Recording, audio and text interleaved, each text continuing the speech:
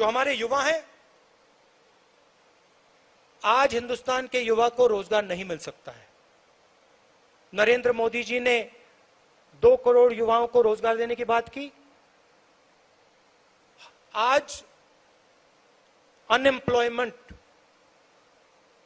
आज से ज्यादा कभी नहीं रहा है, और ये उनके आंकड़े हैं, हमारे आंकड़े नहीं है। क्यों? क्योंकि जो रीढ़ की हड्डी है, जो रोजगार पैदा करती है, उस रीढ़ की हड्डी को नरेंद्र मोदी जी ने, बीजेपी ने और उनकी विचारधारा ने तोड़ दिया है। नोटबंदी, जीएसटी ये लागू करके और पूरा का पूरा फायदा 2-3 बड़े उद्योगपतियों को देकर सरकार ने हिंदुस्तान के युवाओं के भविष्य को नष्ट कर दिया है। और आने वाले समय में आपको देखने को मिलेगा, देश का युवा रोजगार नहीं पा पाएगा। एक तरफ बेरोजगारी, दूसरी तरफ महंगाई। यूक्रेन में लड़ाई हुई है, आने वाले समय में इन्फ्लेशन जबरदस्त तरीके से बढ़ेगा, और जो हमारा, जिसको हम डेमोग्राफिक डिविडेंड कहते थे, खतरा है कि डेमोग्राफिक डिविडेंड डेमोग्राफिक डिजास्टर में बदल जाए। इसके लिए जिम्मेदार कौन है? कांग्रेस पार्टी जिम्मेदार नहीं है, बीजेपी जिम्मेदार है, सरकार जिम्मेदार है। मगर हमारी भी एक जिम्मेदारी है। हमारी जिम्मेदारी जो विचारधारा की लड़ाई है उसको लड़ने की है, और जनता के साथ खड़े होने की है। हमारा शिकायत है, हमारा पूरा का पूरा डिस्कशन, पूरी की पूरी बातचीत हमारी अपनी इंटरनल मामले में होती है।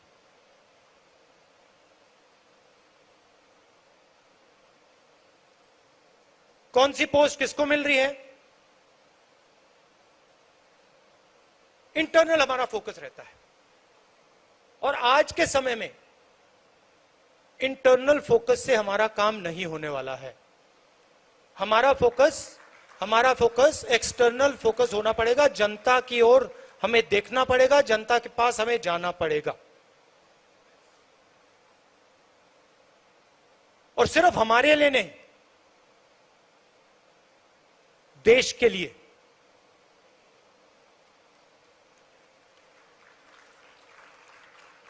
प्रेस में पूरा डिस्कशन कांग्रेस पार्टी की पोजीशंस के बारे में होता है। हमें बिना सोचे, चाहे हमारे सीनियर नेता हो, जूनियर नेता हो, कार्यकर्ता हो, हमें बिना सोचे जनता के बीच में जाकर बैठ जाना चाहिए। जो उनकी समस्या है उनको समझना चाहिए, और जो हमारा पहले उनके जनता के साथ कनेक्शन होता था, जो कांग्रेस पार्टी का कनेक्शन जनता से टूटा है, उसको हमें एक्सेप्ट करना पड़ेगा। उस कनेक्शन को हमें फिर से बनाना पड़ेगा। और जनता चाहती है, जनता समझती है कि कांग्रेस पार्टी ही यह काम कर सकती है। जनता समझती है कि कांग्रेस पार्टी ही देश को आगे ले जा सकती है। ये हमारी जिम्मेदारी है। और मुझे यह सुनकर कि कांग्रेस पार्टी ने निर्णय लिया है, अक्टूबर में निर्णय लिया है कि पूरी की पूरी कांग्रेस पार्टी जनता के बीच में जाएगी, यात्रा करेगी और जो जनता के साथ कांग्रेस पार्टी का रिश्ता था और है, उसको एक बार फिर से मजबूत करेगी। यही हमारे लिए रास्ता है और शॉर्टकट से ये नहीं होने वाला है।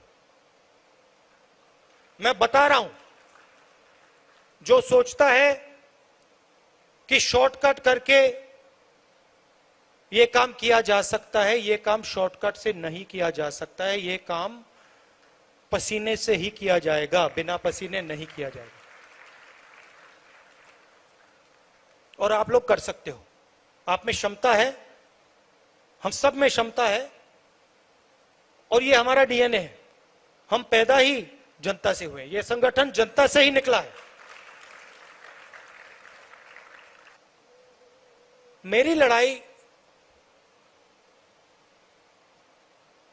जो आरएसएस और बीजेपी की विचारधारा है, जो देश के सामने एक खतरा है, मेरी लड़ाई उस विचारधारा से है। जो नफरत ये लोग फैलाते हैं, हिंसा फैलाते हैं,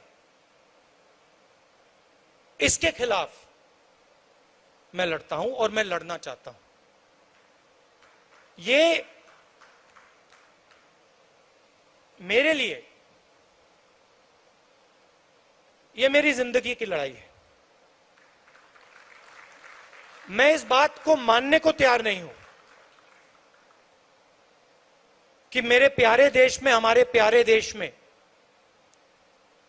इतनी नफरत, इतना क्रोध और हिंसा फैल सकती है। मैं इसको मानने के लिए तैयार ही नहीं हूं।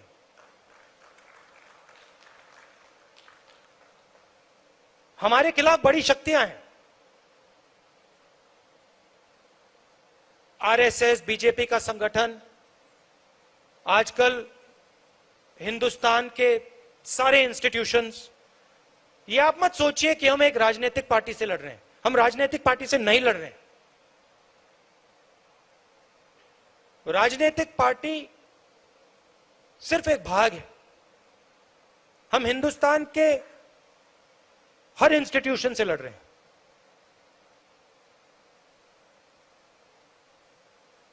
हम हिंदुस्तान के सबसे बड़े क्रोनी कैपिटलिस्ट के खिलाफ लड़ रहे हैं। सच्चाई है। मगर मैं हर कांग्रेस के कार्यकर्ता को कहना चाहता हूं और कांग्रेस के नेता को कहना चाहता हूं, आपको घबराने की कोई जरूरत नहीं है। कोई जरूरत नहीं है घबराने की, क्योंकि ये देश जो है ये सच्चाई को मानता है। ये देश जो है ये सच्चाई का देश है और इस देश को बात समझ आ रही है। ये देश देख रहा है देश की हालत क्या है, देश को समझ आ रही है। तो मैं आपसे कहना चाहता हूं कि मैं जिंदगी भर आपके साथ खड़ा हूं और इस लड़ाई को आपके साथ मैं लड़ने जा रहा हूं।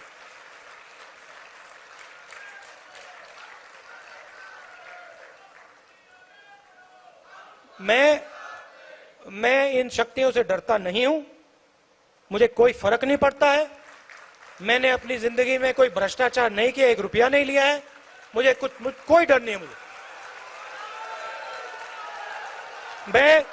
मैं बिना डरे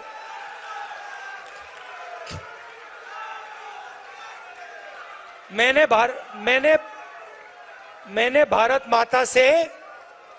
भारत माता से 1 पैसा नहीं लिया है और मैं सच्चाई बोलने से नहीं डरता हूं। मैं सच्चाई बोलने से नहीं डरता हूं।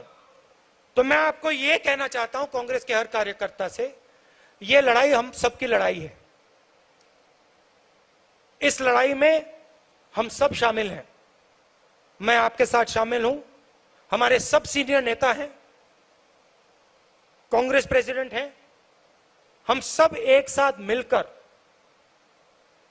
मिलकर बीजेपी और आरएसएस के संगठन को और उनकी विचारधारा को हराकर दिखाएंगे।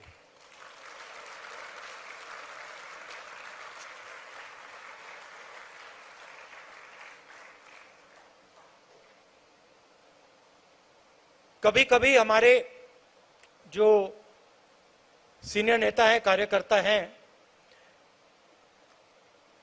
कभी कभी थोड़ा डिप्रेशन में चले जाते हैं। नॉर्मल बात है, क्योंकि देखिए लड़ाई आसान नहीं है। आप ये मत सोचिए कि ये लड़ाई आसान है। ये लड़ाई रीजनल पार्टी नहीं लड़ सकती, क्योंकि ये विचारधारा की लड़ाई है। आपने देखा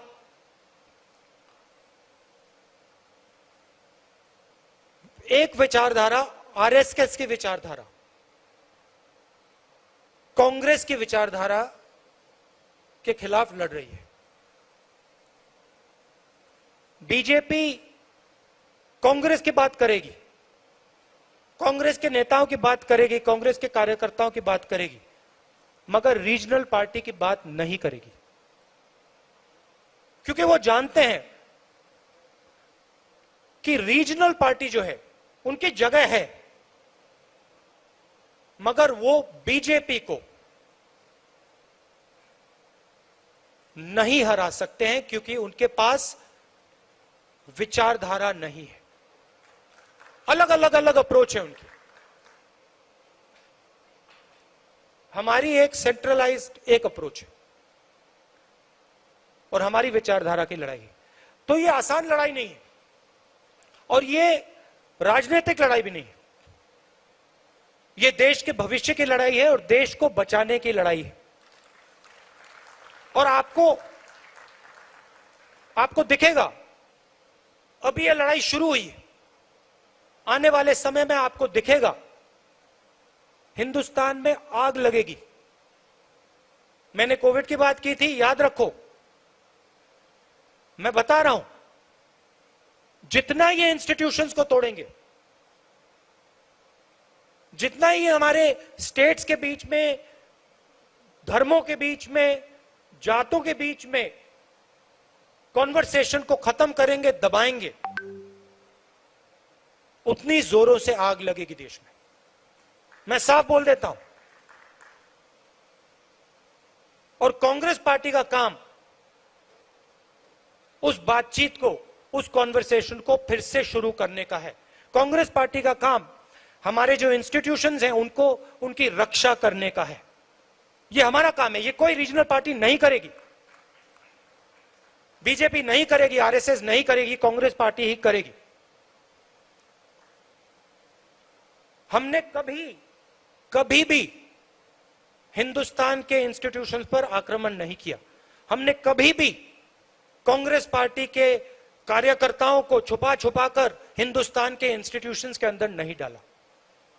आरएसएस और बीजेपी ये काम कर रही है, सिर्फ इंस्टीट्यूशंस में नहीं, हर जगह ये अपने लोग डाल रहे हैं। और इससे जो कॉन्वर्सेशन होता है, जो बातचीत होती है लोगों के बीच में, वो खत्म होती है। एक तरफ बेरोजगारी, युवाओं को रास्ता नहीं दिख रहा है, महंगाई, और दूसरी तरफ आप हिंदुस्तान के इंस्टीट्यूशनल स्ट्रक्चर को तोड़ रहे हो। हिंदुस्तान के बीच में जो बातचीत होती है, कॉन्वर्सेशन होता है, उसको बंद कर रहे हो।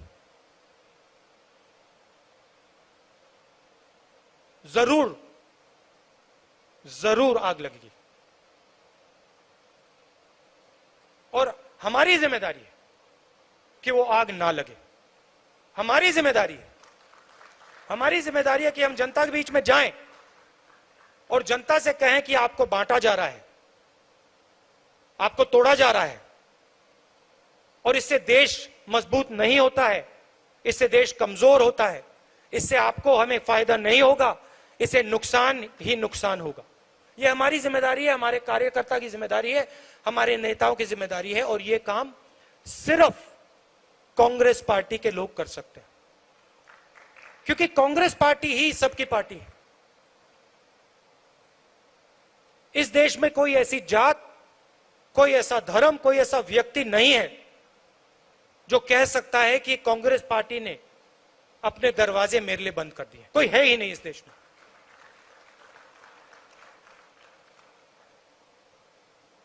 रीजनल पार्टीज कोई किसी जात की है,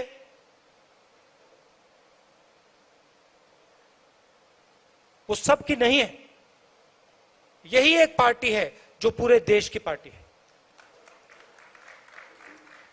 तो मैं आपको यह कहना चाहता था कि घबराने की कोई जरूरत नहीं। हम सड़क पे उतरेंगे, सड़क पे उतरेंगे और बीजेपी आरएसएस की विचारधारा से जैसे कांग्रेसी लड़ते हैं, पूरा दम लगा के हम लड़ेंगे।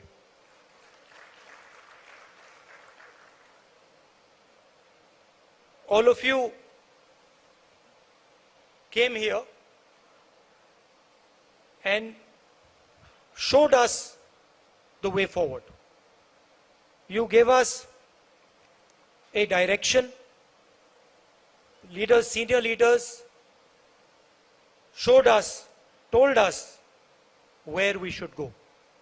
And I think there is a lot of clarity in terms of where the Congress party has to go in terms of policy, in terms of thinking, what our positions should be, what our political positions should be.